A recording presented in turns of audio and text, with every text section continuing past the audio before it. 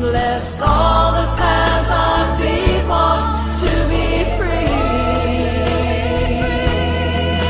Bless all the paths our feet walk to be free. And I'm going to ask you a lot of questions to think about. So I want you to ask yourself, how are we going to spend the rest of this brief lifetime? And I can look around the room and be certain that for some of us it's a lot briefer than for others. There's a few little, there's a few kids back here, a few young people, but for the most part, we've already had a life. We have another one now, starting today. What are we going to do with it? Because, we already have the experience of looking back on the one we've had and going, not so good, and so good, or not really not so good. And what are we going to do with what we have left? Are we going to strengthen our well-perfected ability to struggle against uncertainty? Or are we going to train ourselves in the art of letting go? Oh, I'll just keep going, you'll get it. Are we stubbornly going to hold on to, I'm like this and you're like that? Or are we going to move beyond that narrow-mindedness? We could start right now to train ourselves as warriors, aspiring to become who we are naturally, which we've left that state so long ago that, like some of us, wherever we came from, we don't remember what it's even like to be who we are naturally designed to be. That we are designed to be flexible people and courageous people, and we're strong people. But life has put its thumb on us a little bit. Because when we move in that direction, every time we take a closer step in that direction to our true nature, our world opens up to possibilities. Because like that man and his son, in his mind there was no possibility for his son to be alive in his mind, even though he was standing right outside the door. And that's exactly how it is with us. These possibilities are standing right here, everywhere, all around us. And when we refuse to see them, then they don't exist. So the Buddha, we're going to talk about the Buddhist path today. And honestly, this is going to be kind of like the mastery of love at the beginning. It's going to be painful. I know the mastery of love stayed painful, but hopefully we'll move on a little from there. But the first thing we're going to look at is why we have so much difficulty with the things that we have so much difficulty with. And we're going to look at those things from the Buddhist perspective. So the Buddha taught that we don't have to be trapped in this identity or any identity we've ever given ourselves or any identity that anyone's ever given us. And we don't have to trap other people in the identity that we've given them either. That there is a way out of that. We're going to talk about what it is and how we get a little bit out of that. So he taught that there are 3 characteristics of the human existence. And when I say them, the only one's going to stick in your mind is suffering. But egolessness, you're going to go, ha, ha, ha, ha, ha, right? You're going to get that one. Impermanence and suffering. And according to the Buddha, we live in these 3 states. These are sort of the qualities of being human. And recognizing them and recognizing their truth in our experience begins to help us accept who we are and accept other things the way they are. Now, I'd say for 2 months, maybe the past couple months, I have basically talked about this same theme. But I decided we would look at it from a Buddhist perspective because there's only a few things in life. Pretty much this is it. But there's only a few things in life. And we struggle, but when we hear it said 100 different ways, somewhere in there is a message that, for everybody there will be something. And so from the Buddhist perspective, the words are different. The concepts might sound a little different. They're pretty much exactly the same. The outcome is definitely the same. So what makes the difference in our life really is if we can see change as a source of freedom rather than a source of horrible anxiety. Now, because when we see it as a source of horrible anxiety, it's likely that our future will hold more suffering. If we can see it as a source of freedom, it is likely that our future will hold more joy. Up to us. So these three principles, egolessness, sometimes called no self. So anybody who's ever studied the Course in Miracles has had to struggle with this idea of like being nothing. In Christopher Tim's mystery school, what are we? We're not nobody going nowhere, doing nothing. Yeah, and so that whole idea, and the Buddha was not implying that we should disappear, or that we even could, even if we wanted to, sort of erase our personalities. But what he was pointing out was that this fixed idea that we have of ourselves and of other people is painfully limiting. So the bad news is we take ourselves way too seriously. We're too important in our own minds. Because what this allows us to do, and we all do this, what this allows us to do is justify our annoyance at other people and our annoyance at other things. And this assigned importance actually narrows our life down to what we like and what we don't like. What bothers us, what doesn't bother us. And I like what this implies, and that is that eventually we just become bored with ourselves and our world. Because we're bored of judging it, we're bored of placing it in the like and dislike category. We think we already know what's going to happen every time something happens. We think we already know how people are going to act every time we talk to them. And then eventually we're not satisfied with our life. We're just completely unsatisfied. Now, anybody unsatisfied with their life? Don't tell me. Because if you don't raise your hand, you'll be telling a lie, and if you do raise your hand, then there'll be confessions, and neither one's pretty. So, we have two alternatives. We can keep our current beliefs, or we can challenge them. Now, I want you to really think about this next sentence. Only when we challenge our current beliefs can something change. Now, so for whatever it is we don't like in life, or whatever it is that's uncomfortable in life, or whatever it is that's, messed us up in life, until we change something we believe about that, we can't change it. What's the definition of sanity? Doing the same thing over again, hoping that the results will be different? So this idea of change, we live in a changing world, and we get really annoyed at that, and at the same time, it is also the greatest blessing that we have. It is really our base of our power, is the fact that we can ride a wave of change and create something new. Because think about it. I was trying to think about this. I thought, okay, so tell me one thing that stayed the same since the day I was born.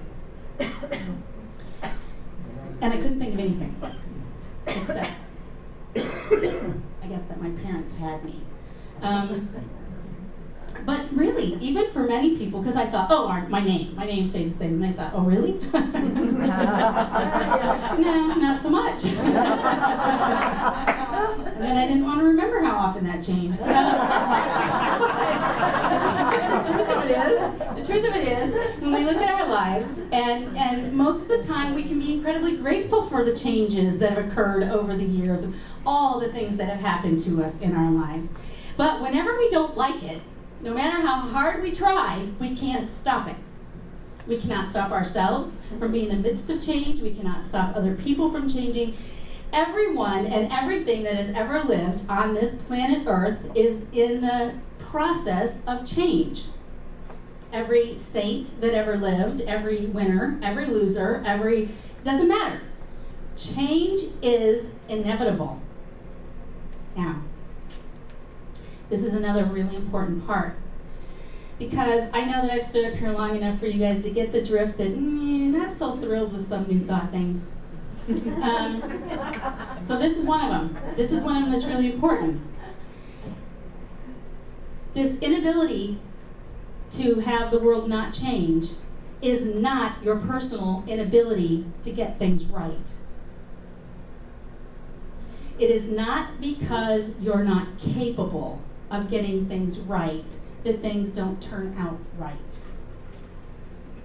It's because we're living in a world with lots and lots of dynamics and other people and other energies and other things and the cosmos and all of this stuff happening. It includes a lot of the good stuff. It includes a lot of the stuff we like to call negative. How you relate to it really depends on how you see yourself. You can relate to it from a sense, this is happening to me, I'm suffering, therefore, or this is just part of the river. There's a song that was actually written back in the mid-90s that corresponded with what a lot of people historically call a major move of God. In other words, a lot of people became spiritually interested in it. It spread all over the world. And for a long time, I thought this thing meant something other than what I just learned this morning. So I shared that with you because I like you to look at this song. When it speaks about the river, think about what she just said. Think about all the things that come to you, come your way in life. The people that you encounter, the situations that feel uncomfortable, the financial difficulties that you deal with.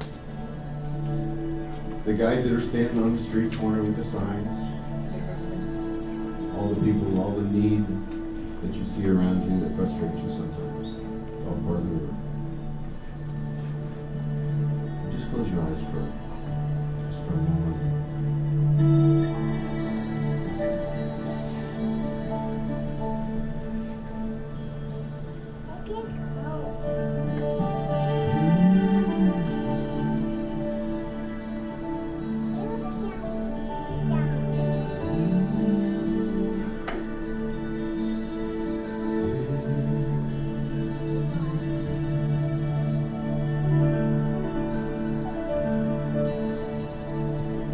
Find me in the river.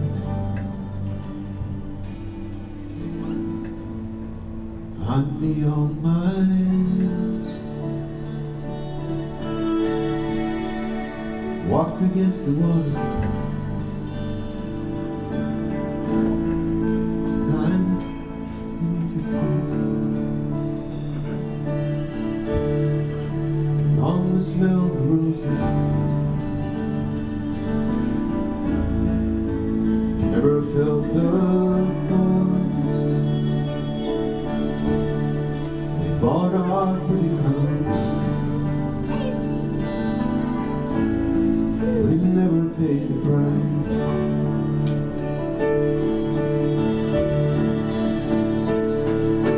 Find me in the river. Find me there. Find me on my knees with my soul. Even though you're gone and I'm wrecked and dry, find me in you. I'm waiting here.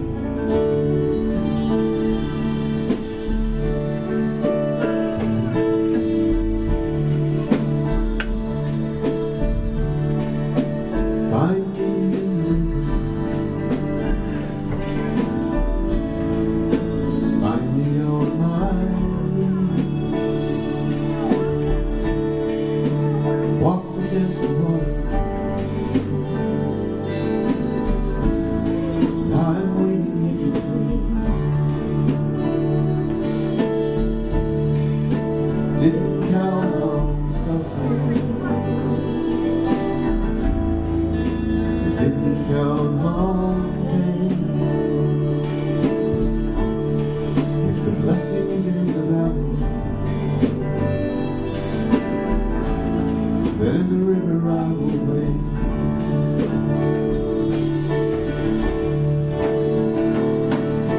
Find me in the river, find me there. Find me on my knees with my soul laid bare. Even though you're gone and I'm cracked. Find me in the river. I'm waiting here.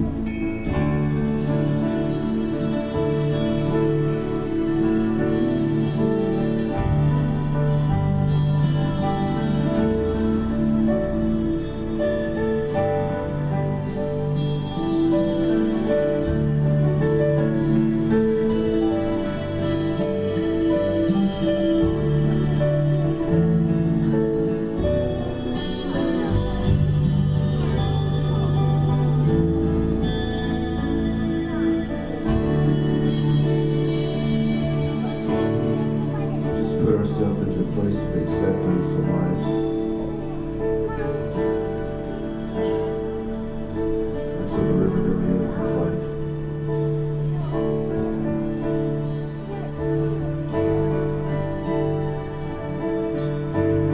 It's this wonderful thing called grace that just is there to accommodate and to fulfill and to expand and to increase, and to support, to love, to secure. Sometimes the river is really rough and sometimes it's calm.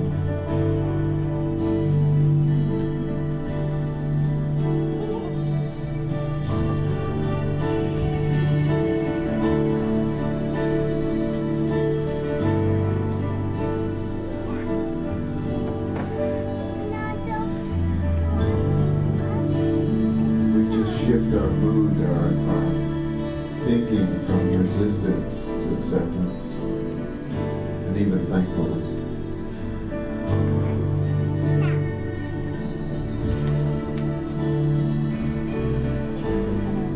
I just thank you for my river.